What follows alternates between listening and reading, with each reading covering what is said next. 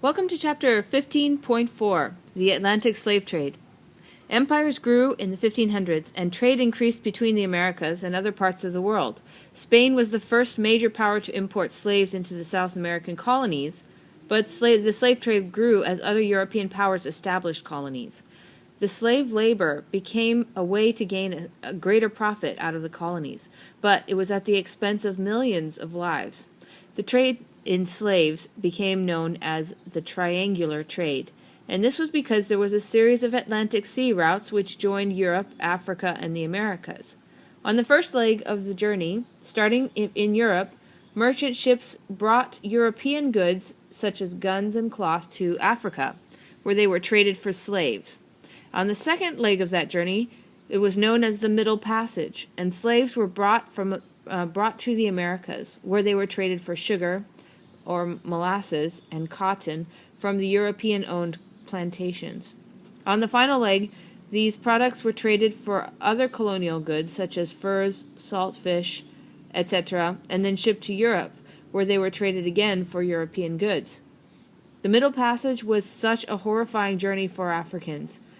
Oluda Equiano, who was sold as a slave at the age of 11 in the 1750s, wrote of his experiences.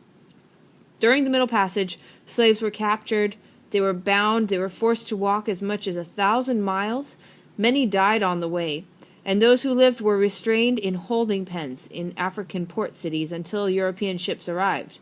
Hundreds were crammed below the decks, and for 3 weeks, or even 3 months, they were not allowed to come out. Some committed suicide. Many died from disease and brutality or other dangers, like storms, pirate raids, and mutinies, and revolts by captives trying to return home. The triangle trade continued in part because it was so profitable. It brought riches to merchants and traders and helped the colonial economy succeed, and it also helped European and African port cities to grow. However, the Africans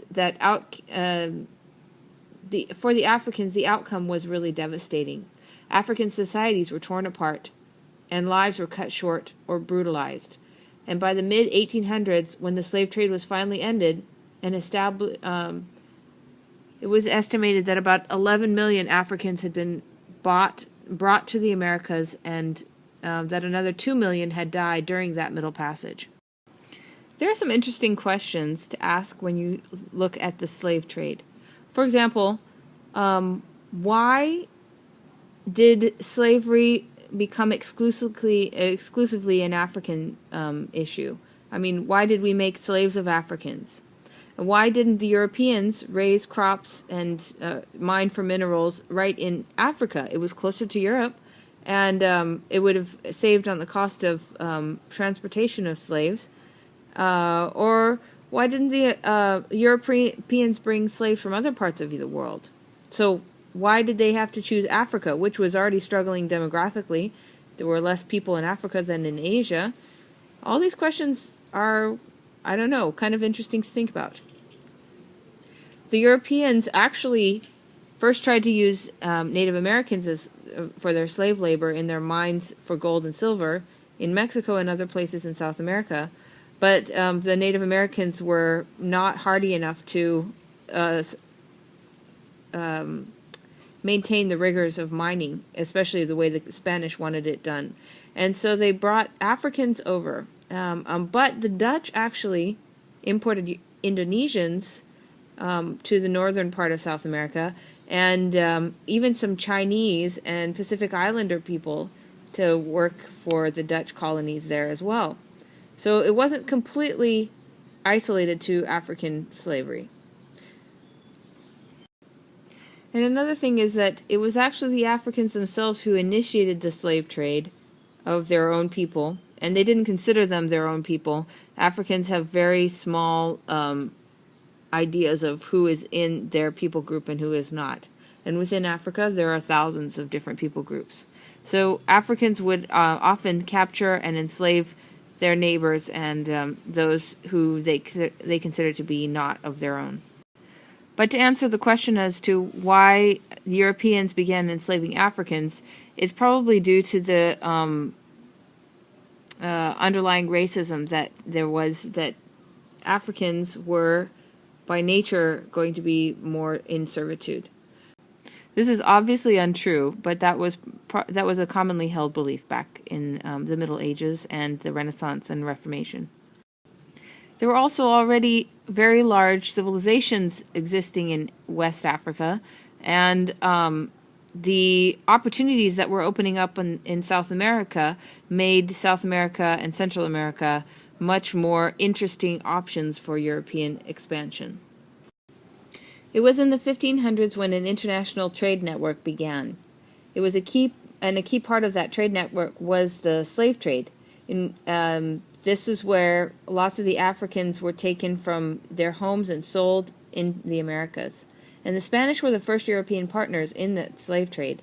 As other European nations began to establish colonies, though, the slave trade intensified. Okay, so the triangular trade is basically in the Atlantic, and it would start out in Europe, and it would take European manufactured goods down to Africa, and these would include weapons like guns and alcohol. Well, actually not alcohol.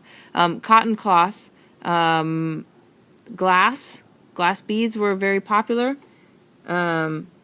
And they would take these products down and trade them in exchange for slaves, a slave cargo, which became known as the Middle Passage. And they were taken to Central America, to the West Indies, and sometimes to South America, and sold in exchange for the products that were being produced here, which was mainly cotton and sugar. So sugar, one form of sugar is molasses, which is what... and also rum, which is made from sugar. So they would load up their cargo with these products. Sometimes some ships would go up to North America and trade some of those products for furs and bring them back to Europe, or they would go straight from Central America or the West Indies all the way to Europe and sell their product there and make that journey back again. Well, this triangular trade may have been terrible for the slave population, but it was very lucrative for colonial economies. Merchants and certain industries really thrived. For example, shipbuilding, which by this point in time, most of the European forests had been cut down, and so the virgin forests that they found in the New World were ideal for building new cargo ships. They also had a lot of cotton that they were growing as a cash crop. And that was also very lucrative. And there were several port cities that became extremely important. Bristol in England and Newport in Rhode Island, over here. And these ports became hubs of trade and commerce, and was very beneficial for the colonies that controlled these ports. African captives were often taken from villages in the interior, sometimes just by kidnapping them or through warfare, but it was or even family members who would sell their own children or other relatives into slavery, often without, at first through trickery and without their knowledge. And Oadua Equiano, who was a slave but managed to win his freedom, this probably happened to him. He was 11 years old when he was captured. And a quote from him is that the first object which saluted my eyes when I arrived in the coast was the sea, and a slave ship, which was then riding at anchor, and waiting for its cargo. These filled me with astonishment, which I was soon converted to terror when I was carried on a boat. The Middle Passage, which he experienced, and which many other slaves experienced, was extremely terrible. Many people died. Once these Africans were on board, they were packed below, and they often did not come up to the top again for the entire journey, which could last from 3 weeks to 3 months. And they were packed so tightly that often they could not stand up. They had to lie next to their neighbors. And sometimes if someone died, they would just leave the body there for the remainder of the journey.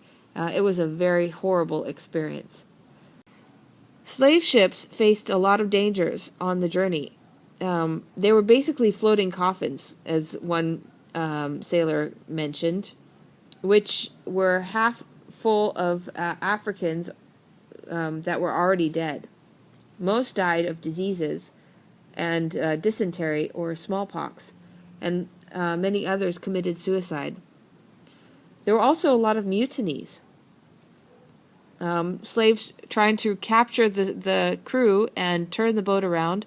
This was rarely successful, mainly because the Africans had no idea how to navigate, and it was just very unlikely that they would ever succeed in that. But storms were also another great threat. Going down at sea was not uncommon, and raids by pirates, and the pirates capturing the slave ships and selling the slaves again as a way to make some more money off of them. So the slave trade was extremely horrendous and immoral. Well, of course, the slave trade was extremely devastating for the Africans in the African continent. This is a image just of the amount of slaves leaving Africa in the 18th century, which is the 1700s, and it greatly depopulated Central Africa. African states and societies were completely torn apart. Some were completely obliterated by the slave trade. They ceased to exist. And as many as 2 million people died during this brutal Middle Passage, what they call the Middle Passage. Some 11 million more were enslaved and taken to the Americas. And by the time the slave trade ended in the mid-1800s, there were millions who had been taken over to South America.